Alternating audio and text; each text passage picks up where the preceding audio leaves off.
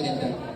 And my favorite verses is John 3:16. Yes! For God so loved the world who gives His begotten Son, who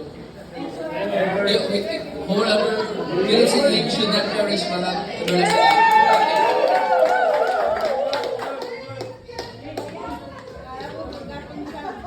Okay po, yung next.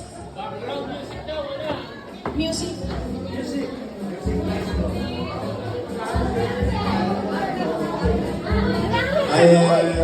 Hello. I'm Alex Manuel. Ilocano! From Sonsona, Ilocos Norte. And my favorite verse is Philippians 1:6. He who hath begun a good work in you shall complete it until the day of our Lord Jesus Christ. Amen. Thank you, Pastor. Next po.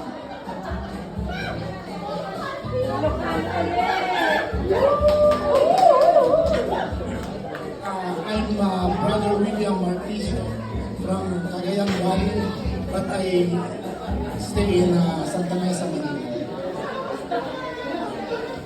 My favorite verse is Psalms 37 verse 4. Delight yourself in the Lord and He will give you the desires of your heart.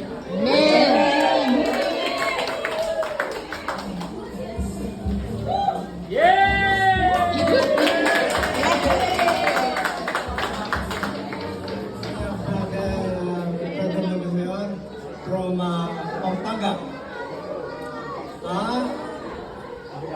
Well, I love you all. We love you too, Pastor.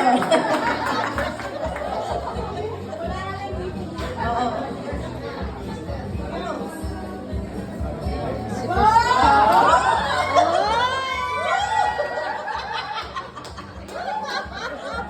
Good evening, everyone.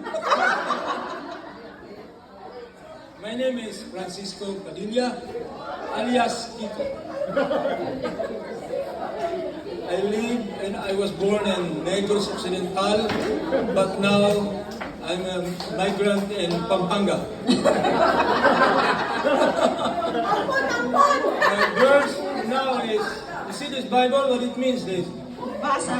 Okay, do not let this book depart from your mouth. Meditate on it day and night, so that you will be careful to do everything written on it.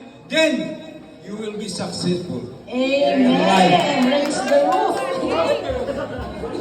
Bro, dito. Okay, next.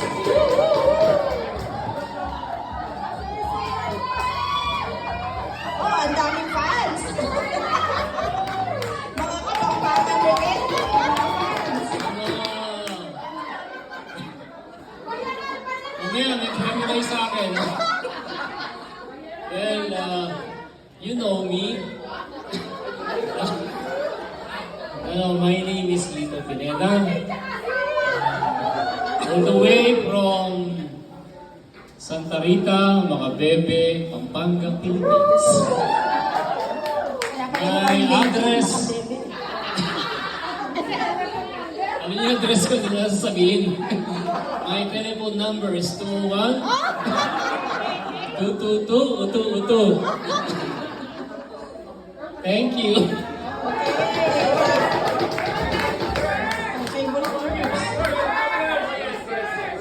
Favorite verse, Hebrews 38. As you all know, Jesus Christ is the same yesterday, today, and forever. Glory to God. Amen. Okay, our next showbiz.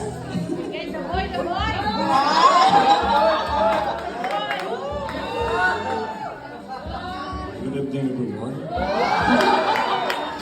My name is Ray Sales. I'm from Mindanao tribe. Ako na matata. My favorite verse is Psalms 46:10. Be still and know that I am God. Okay, next. Are we good?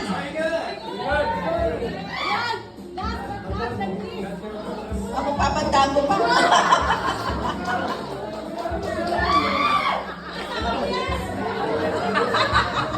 Kamusta ka mo mga abyan? Ako si Philip Ceballos, taga Iloilo.